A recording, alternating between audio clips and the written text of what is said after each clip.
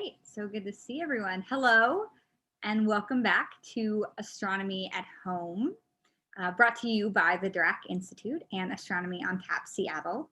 We are glad that you can join us on this dark and rainy night for some exciting science. We have a great talk coming up for you, but before we do that, as usual, just some of the reminders. We'll have a Q&A session with our speaker immediately following the talk. So feel free to add questions in the chat, whether you're following along in the Zoom or following on YouTube. Then at 8 p.m., after a short break, we'll have our Instagram Live interview. And I'll go ahead and I'll put that link in the chat as well. And other than that, let's go ahead and get started. So our speaker is a member of the DiRAC Institute and an acting assistant professor in the Department of Astronomy at the University of Washington. And next fall, he will be joining the faculty of the University of Illinois. Please give a warm welcome to Siegfried Egger.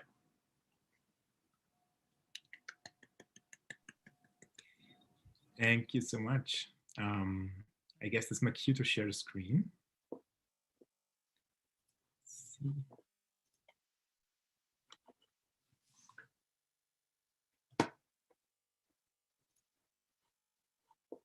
All right, can you see my screen? It's a thumbs up. Awesome. So welcome everybody to an amazing night at Astronomy on Tap or at home at the moment.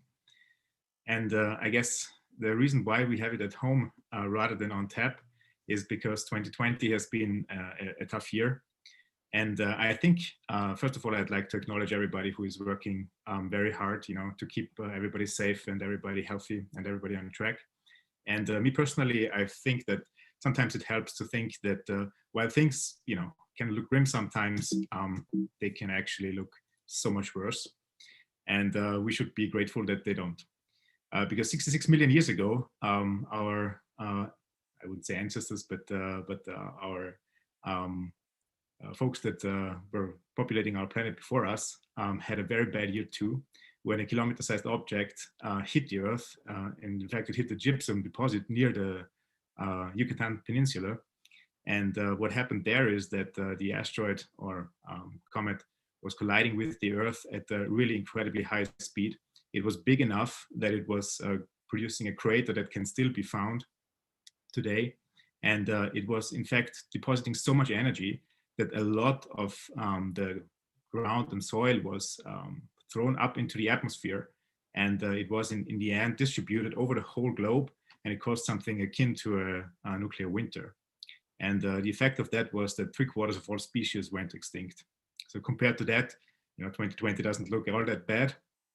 However, you shouldn't tempt 2020 because we actually almost got hit by an asteroid right before election day. Can you believe it? What a year. But fortunately, it turned out that, first of all, it was a very, very small asteroid, would have probably burned up in the atmosphere. And in the end, it actually missed us. So, well, one time lucky at least. So let's back off a little. If I talk about asteroids, what do I talk about? So some asteroids, or most of the asteroids, are actually pretty small. They're only, like boulders, in essence, remnants from the formation of our solar system, rocks flying through space, and a lot of asteroids actually look like just a pile of rocks, a rubble pile. And you can see that, for instance, if you look at the asteroid Bennu, that is the target of the OSIRIS-REx mission, a NASA mission that actually went to this asteroid, took a sample, and is on its way back to Earth pretty soon. In fact, it just landed very briefly on the asteroid, took a piece of it, and that happened just a few weeks ago. So this is a pretty awesome feat. And these are actual images from that mission. And you can see like it's a lot of rubble, a lot of like big rocks, in essence, glued together by gravity. And while most of the asteroids are fairly small, there are some big chunks out there. So Bennu, for instance, is about 500 meters in size. And you can compare that to the Empire State Building. So that's by no means a small thing. And those asteroids are all over the place.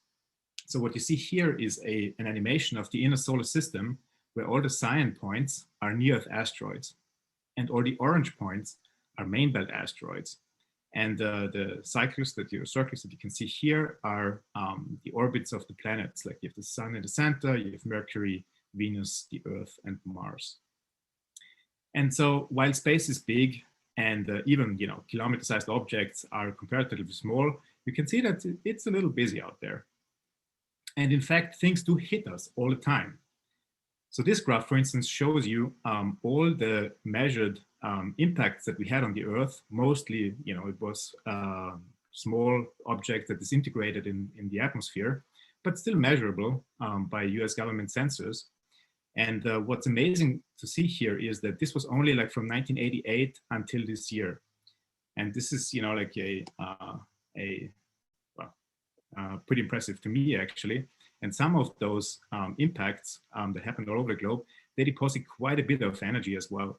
So especially this red dot that you can see up here, that was a bolide that came over Chelyabinsk in Russia in 2013. And it deposited enough energy in the atmosphere that was comparable to a couple of nuclear warheads, actually. So while this is, sometimes we are lucky and the atmosphere protects us, it's probably better to know what's going on out there.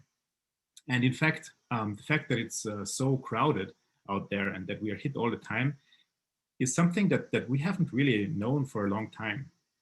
In fact, if we go back 20 years, by 1998, for instance, we knew of only 450 near-Earth objects. And what caused people to pause a little was that it was estimated 40% of those were kilometer-sized.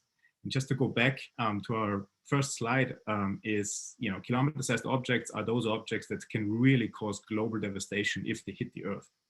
So it's not much of a wonder that US Congress thought that it may be a good thing, if astronomers could watch the sky for those objects. And in fact, they mandated that 90% of all the kilometer-sized near-Earth objects should be discovered within the next 10 years. And that would mean by late 2000s. And let's see how we did. So this is a graph that shows you on the x-axis here the year, and on the y-axis the cumulative number of discovered asteroids that are of kilometer size. And you can see, like in the 80s, we didn't really know that many. And like it was in the late 90s when things started to look grim because we discovered more and more and more of those kilometer-sized asteroids.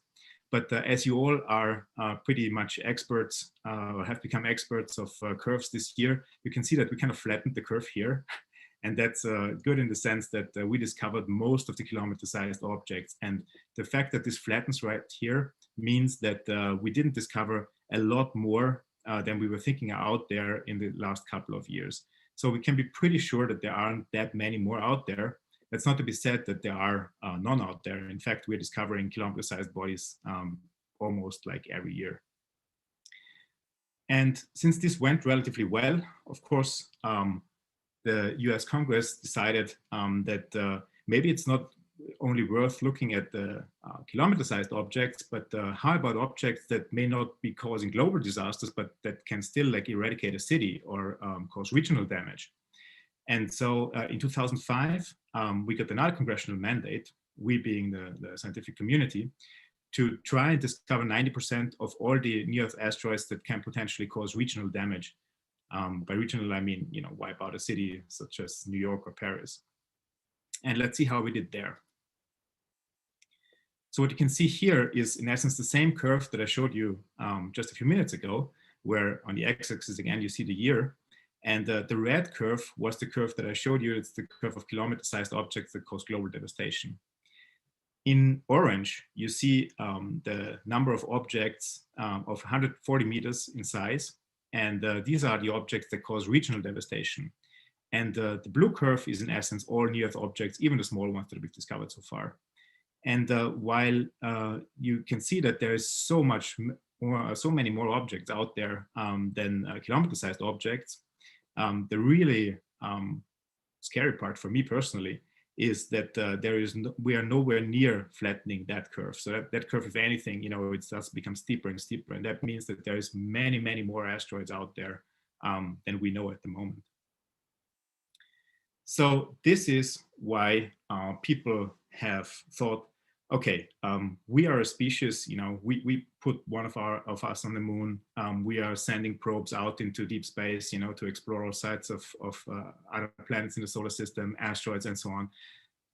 How about we figure out something to be a bit smarter than dinosaurs and be able to deflect an asteroid if it was to hit us?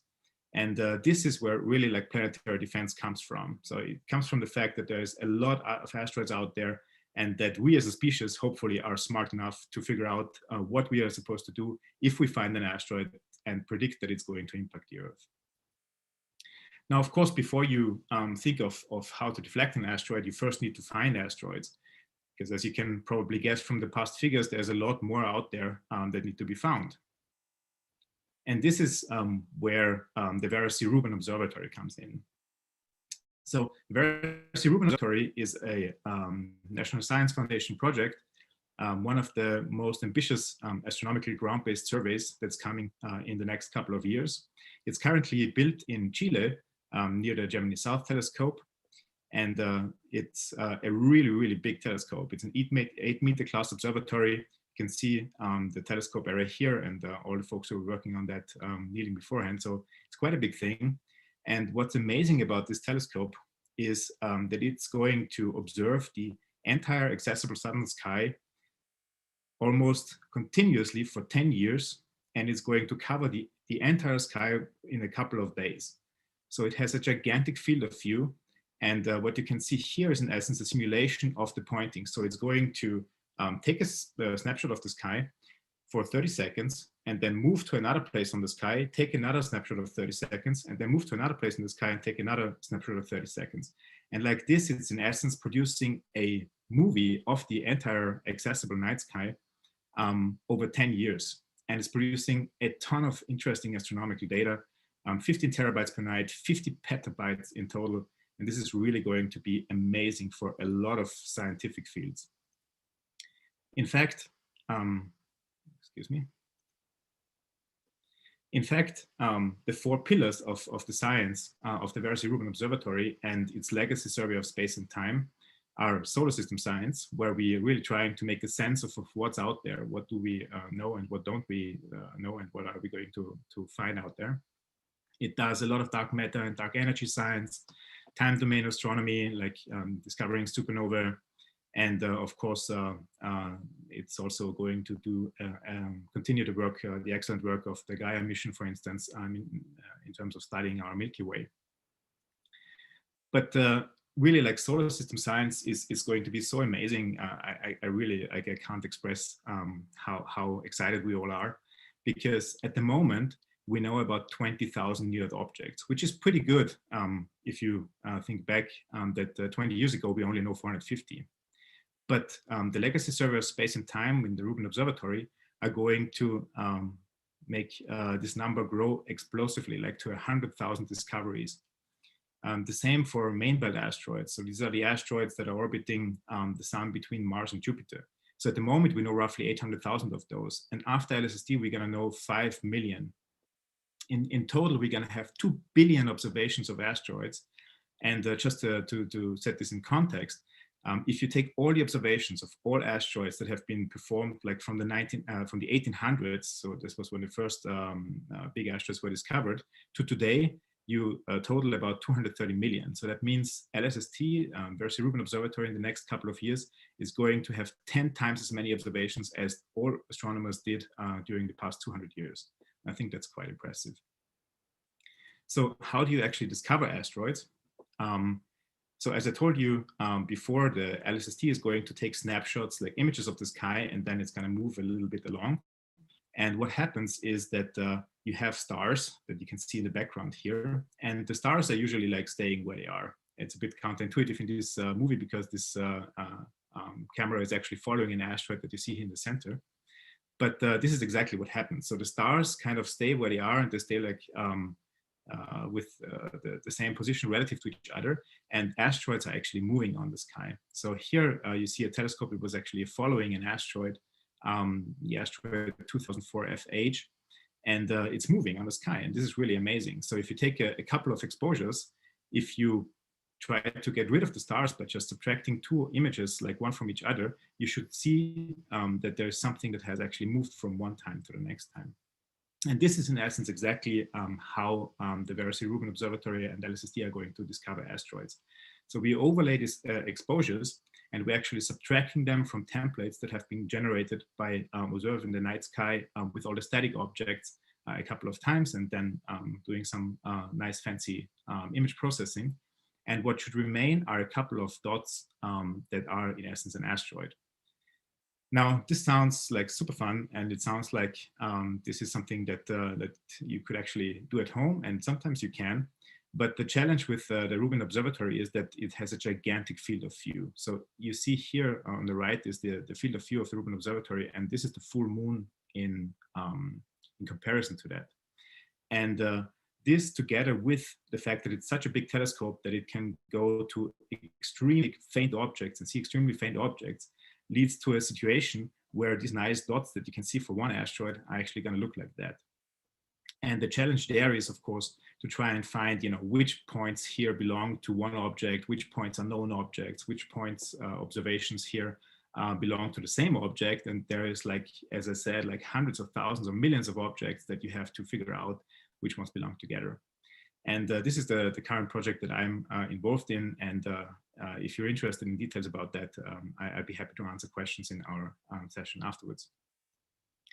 Now, what is LSST going to do in terms of the congressional mandate that we have to find as many asteroids that can be potentially hazardous as we can? So it turns out that with LSST alone, we can actually get our knowledge of asteroids to roughly 74% of all potentially hazardous asteroids that are out there if we continue surveying the sky until 2035. And that's quite impressive, but it's nowhere near the 90% that we have to do. So I would like to point out that it's like in every situation that if you collaborate and if you make a global effort with something, it's usually better than just trying to go on your own. And it turns out this is the same for Rubin Observatory. So if we combine like the facilities and if we coordinate the facilities, we can actually push this up to almost the 90% of the congressional mandate within the next couple of years. And this is really like why this is such an amazing project in terms of solar system science, because for the first time, in the history of the planet, its inhabitants can actually do something like find the potentially threatening asteroids and see if something is coming along. And just to mention one of those other missions, it's Neosim, which is going to be an infrared telescope that's planned to launch in about 5 years. And what's really amazing about this is it's going to orbit, in essence, the same orbit as the Earth, but just a little bit inside in direction of the sun. So it can look outward and find all the asteroids that are not really very easily accessible from the night sky observatories that LSST is going to do. So this is pretty cool, and it's also something to look forward to. Now, if we find those objects, that's only the first step in the planetary defense chain of processing, if you will, because once you found those objects, somebody needs to find out whether they are actually impacting the Earth or not. And it turns out that our colleagues from NASA have a very interesting system running that can do exactly that. So the observations are going to be sent first to the Minor Planet Center that's sponsored by the International Astronomical Union. And from there, the colleagues at JPL are actually taking the observations and predicting orbits. And what you get there are lists of asteroids with all the fancy names here and impact probabilities.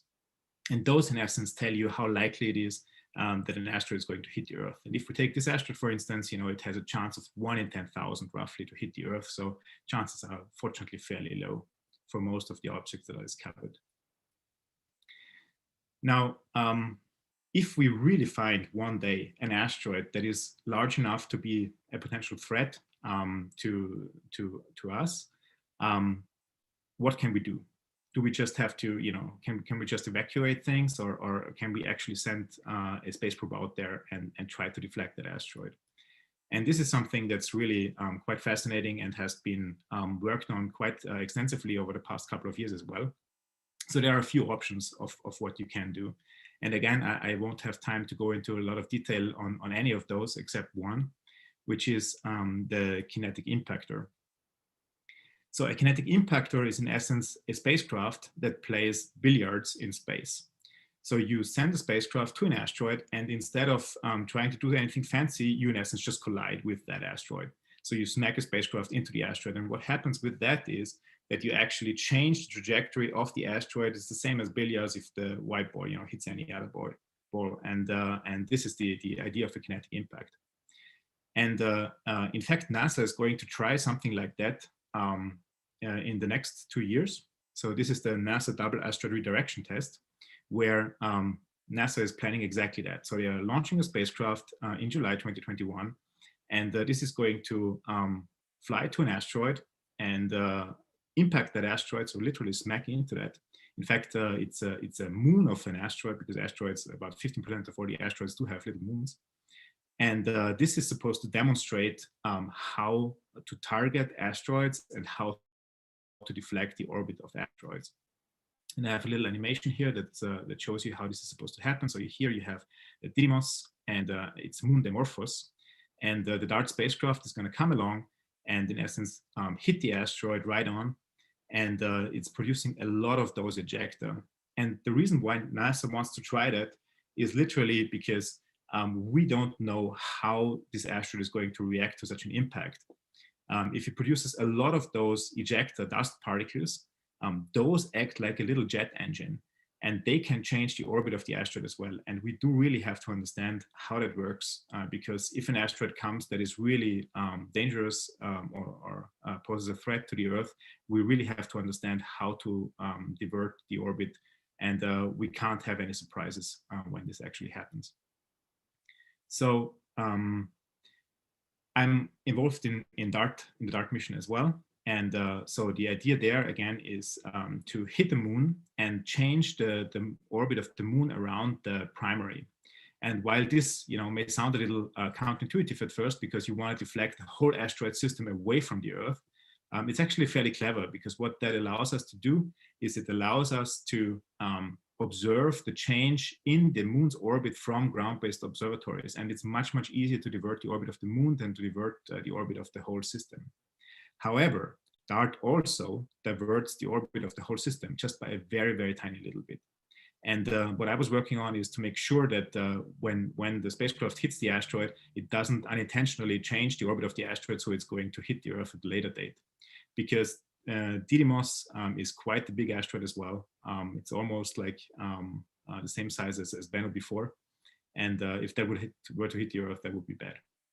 But fortunately, we did a study, and it turns out that even in the next 100 years, the closest that the system is ever going to get to the Earth is about 20 lunar distances, so 20 times the distance between the Earth and the Moon. And there is no risk whatsoever that what DART is going to do is going to affect that orbit in any meaningful way. In fact, we did a very extensive study on that, and DART is probably going to change that orbit by something like 500 kilometers. And this is really like negligible compared to 20 times the distance between the Earth and the Moon. So we're safe for now. And that brings me actually to the conclusions of my talk. So what you should take away from this is that asteroid deflection is feasible, and it will be demonstrated by DART in the near future. And kinetic impactors, so we need those, and we need to test those just because we need to understand how they interact with the asteroids, what that additional material that comes out of the asteroid does to the orbit of the asteroid. And of course, we need to find those asteroids before they find us. And that brings me to questions. Great, thank you so much. I'm gonna clap for everyone who's watching along at home. And we've already got a question, so I'm gonna go ahead and get started. So from Keith, can you discuss the potential for asteroid collisions that could send a chunk our way? So that's a very good question. And I reckon that you mean asteroids collisions in the main belt that would actually divert asteroids and then send them to the inner solar system. And while we haven't observed this actually happening from beginning to the end, we know that asteroids actually colliding in the main belt quite a lot more than we were expecting. And we've even observed that happening.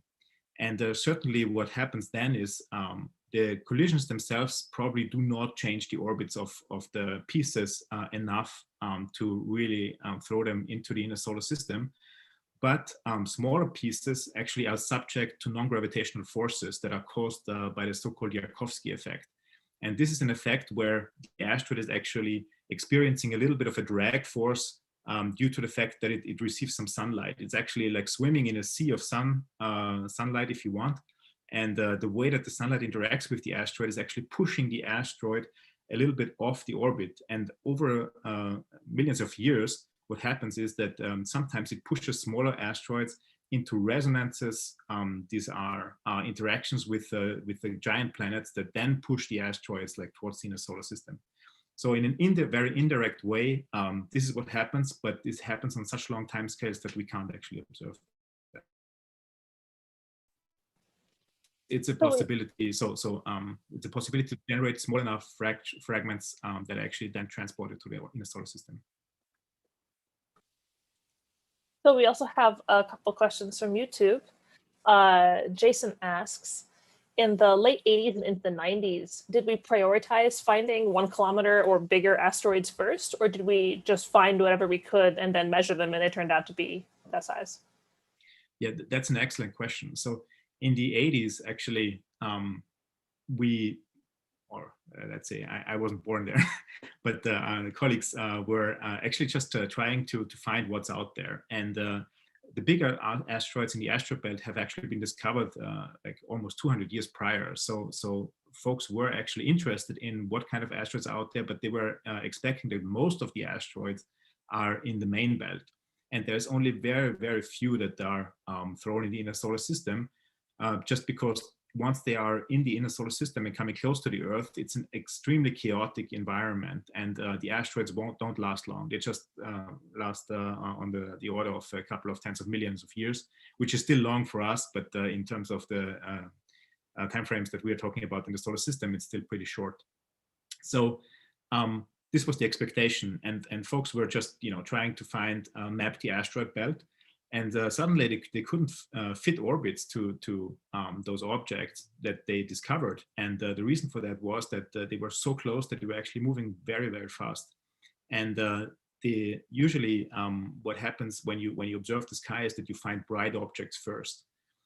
This is exactly how they discovered like large objects, because larger objects are also generally a bit brighter than the small counterparts.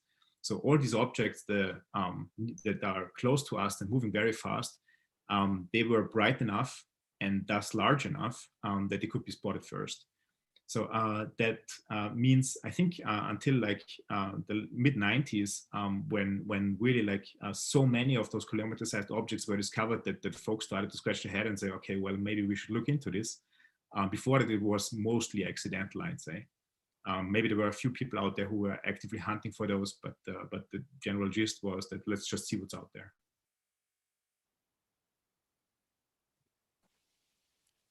I have one more from YouTube. Brendan asks, what is the risk profile of the asteroids that we won't find with Rubin's LSST? That's a very, very good question. So it's always hard to speculate, what the things are going to look like that we don't know.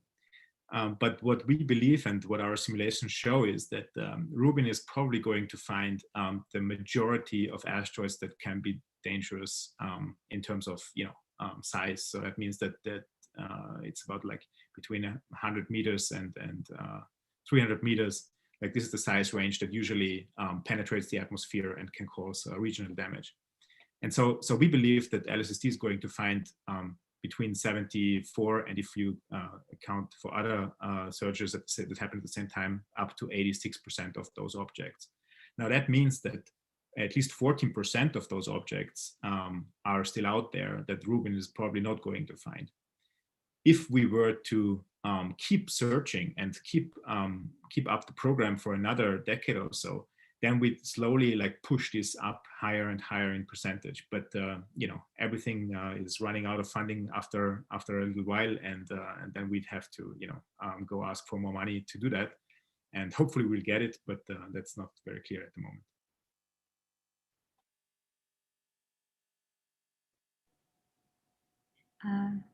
Great. And we do have another question from in the Zoom call. I'm going to go ahead and ask.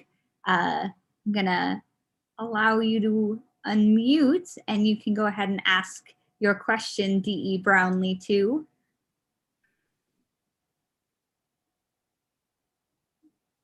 It might not have worked. Sorry. Okay, I was asking. I was wondering about the range of impulse that comes from an impact on asteroids that may range from solid rocks to incredibly low density rubble piles like Bennu. And so there must be at least an order of magnitude uncertainty, no matter how many tests you do. Very, very good point. So I can say that it's maybe not as much as an order of magnitude, but definitely a factor of a few. And this is one of the reasons why we really have to go ahead and make DART work. Because at the moment, all we have is laboratory experiments that have been conducted on Earth with materials that we think resemble what's out there. But this is just, it's just guessing in the end. Maybe it's educated guessing, but not more than that. Yeah. And so DART is really like the first mission that is actually going to impact an asteroid. I mean, there was a mission that impacted the Comet before, but it's really like a completely different composition, as you already pointed out. And so we hopefully have something at least to have one data point that we can hone our simulations on. And this is why it's so important to have this mission going ahead. And you're right, of course, it is one data point in essence, but it's hopefully enough so that we can then compare our simulation results that we have with different materials and make sure that we get at least the one data point right. And this is sort of our gauging, if you want, that we can use to make sure that our theories are actually at least like fitting the data in this point, and then from there on we can extrapolate a little bit with a little bit more confidence. But it's just interesting that OSIRIS-REx was totally baffled by the response of their touch and go, because it didn't match any of the models. Yeah, and this is, frankly speaking, this is why we do that, right? Because we're always surprised, and I think the same was true for a Hayabusa mission, the JAXA mission, that actually also tried to have a little kinetic impact experiment together with that mission. So if you're interested in that, I can really recommend to checking that out. They were also really surprised by the size of the crater that they blew into this asteroid. So again, if life science sake, it's probably better to invest a little bit of money first, and try things out before you really have to, make it work for sure. Yeah, because Hayabusa 1 was very lucky because they actually landed on the surface and sat there for 45 minutes. They didn't sink in, but they would have if they would have gone to Bennu. Yeah. So, thank you for the talk. Thank you. So I do have one more over here from YouTube, also from Brandon. And he asks, does the planetary defense strategy, kind of going back to that, does it change depending on when and at what distance we find a potentially problematic asteroid? It's also a very, very good question. And let me try to go back to a slide here that in part answers that. So I would say the deflection strategy does change substantially depending on how soon we find out if an asteroid is going to impact us, and if we also find out how large it is. So a lot of the strategies that have been developed, for instance, like gravity tractor, that's really like one of the amazing things where you actually use the gravitational attraction between a spacecraft and an asteroid to slowly like push the asteroid and tug it a little bit away just by the interaction of gravity. This only works on very, very long time scales. So you need on the order of a decade at least, warning time for this to work in a reasonable way. Kinetic impacts are a bit more responsive in the sense that you can send something out, reasonably quickly, but you do still need like a couple of years, at least preparation. So at the moment, the last method of last resort is a sort of a nuclear standoff blast, where in essence, like a nuclear device is launched and exploded like close to the asteroid, and the energy that's deposited on the surface evaporates some of the material and that pushes the asteroid away. And in theory, that should work for larger asteroids, kilometer-sized asteroids as well. The only issue is that this is not going to be tested. So we have to rely on folks who do like simulations based on, again, like material properties that they suspect the asteroids have. And this is, yeah, this can be dangerous. So I think what NASA is hoping to do and what the current strategy is that most of the likely asteroids that can penetrate our atmosphere are of the size of the target of DART. So this is also a reason why this asteroid was selected, to demonstrate that we can actually, that NASA has the capability of sending a spacecraft there and changing the orbit of a 100-meter sized, 200-meter sized asteroid. And this, you know, within, like, let's say a couple of years. And I think DART is a very good demonstration that we have the capability now. And I think that the real key issue here is that we do need to certify for those things. And the sooner we do that, the better it is. And this is why everybody is really like excited about Rubin Observatory and the LSST. Great. I have a couple more questions from Zoom. Skylar asks, how much warning could we expect from these observations, and how does the size of the object affect the amount of warning? And a follow-up question, how much warning would the various responses require? Excellent question. So let me go back to the second slide here. So at the moment, you know, this is about the warning that you get, you know, like this was like in late August, you know, that something may hit us like in September. And the reason for that is that while we have really successful searches for asteroids, such as Pan-STARRS, or such as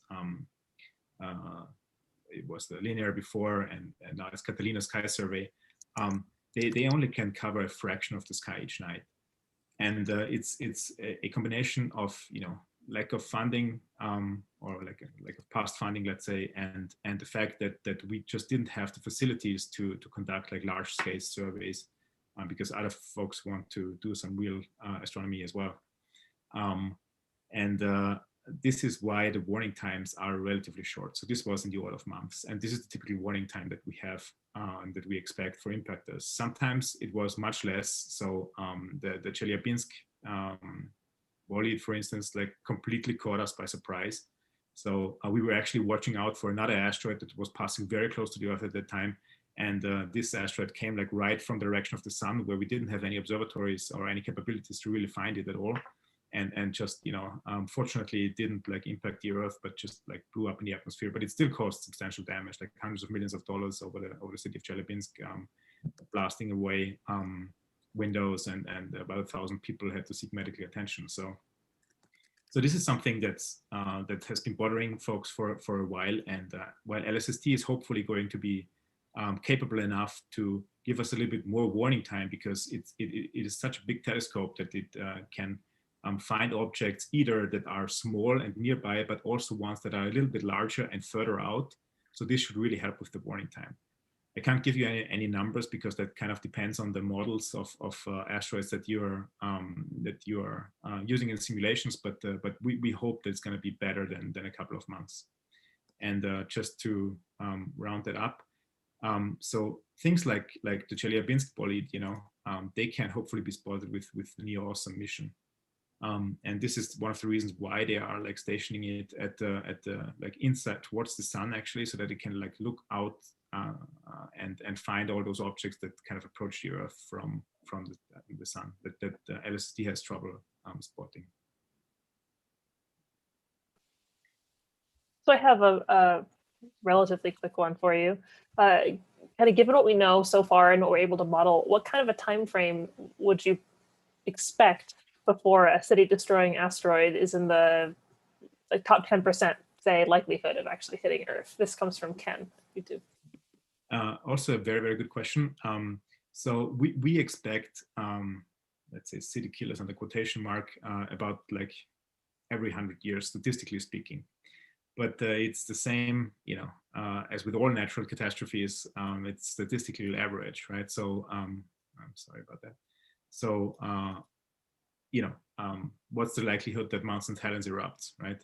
And yet, like it happened in our lifetime, or at least like shortly before. So it's statistically like a little bit unlikely, let's say, compared to other natural catastrophes, but it's nevertheless, something that we can actually stop if we put our minds to it. And I think this really like makes the case, because compared to the damage even that the Chelyabinsk bolide did, launching a mission and trying to deflect an asteroid, that's cheap. In terms of money, it's peanuts. You don't need to invest like billions and billions of dollars. In fact, like DART, I think it was a mission that you could do with a couple of $100 million maybe. It still sounds like a lot of money, but the damage that even like small asteroids can do completely outweighs the cost that you have. Plus, you can save lives with that. So, like, let's go maybe to answer your question a bit more accurately. Let's go back to the slide with the Chelyabinsk bolides. There we go. So this is the map of everything that hit us over the last 40 years or so, or 30 years actually. And you can see that the big chunk here was Chelyabinsk. So once every 30 years, there's something that really can do severe damage to cities. But frankly speaking, like each of the yellow dots, if it had gone over, like New York or something, it could have done some damage too. So while things that hit the ground and really eradicate everything are like about once in a century, stuff that can do like serious damage in terms of destroying buildings, like having some effects like blasting out windows, that do happen quite a bit more often. Great, and I think we have our last question of the night. Matthew Karasu asks, what is a proximal size of asteroid that we cannot do anything about at the next 20 years of tech level with any of the aforementioned options? Yeah. So the size range where it starts to get very, very tricky is 20 kilometers. So if an object that is roughly 20 kilometers in size were to be spotted to be on the trajectory to the Earth, you would really have to spot it way, way out, and then you'd really have to go with try to push with whatever you can. And while this is extremely unlikely for asteroids, because 20 kilometer sized asteroids, we should have spotted them by now. There are a lot of comets that come into the inner solar system on quite highly eccentric orbits that are also like very, very high in terms of the speed, the relative speed that they have with respect to the Earth. So they carry a lot of kinetic energy. So with those at the moment, we'd have a little bit of trouble. But the good thing is that folks are on that, and the European Space Agency is going to launch a Comet interceptor mission that sounds more like science fiction and planetary defense. But what that does is actually they are stationing spacecraft in the solar system and waiting until a comet comes along, and then they are trying to accelerate towards the comet, catch the comet, and instead of deflecting it, they're actually trying to orbit it and better understand when it starts to become active and so on, so that we have a better understanding of what the physical properties of those objects are. Because once we understand what they are made of, it's also much easier to come up with ideas how to deflect those. Yeah, to answer your question, I think 20 kilometers is about the current limit where it starts to become very difficult. Very interesting. Well, on that lovely note, thank you again, Siegfried, for your talk. I'm gonna again give you a round of applause for everyone that I'm sure is clapping along at home. Thank you again, everyone, for joining us for another Astronomy at Home event. Again, we'll be having our Instagram Live interview at the AOT Seattle Instagram page, so you can join us there at 8 o'clock. And thank you all. We'll see you next month for our next event. Thanks.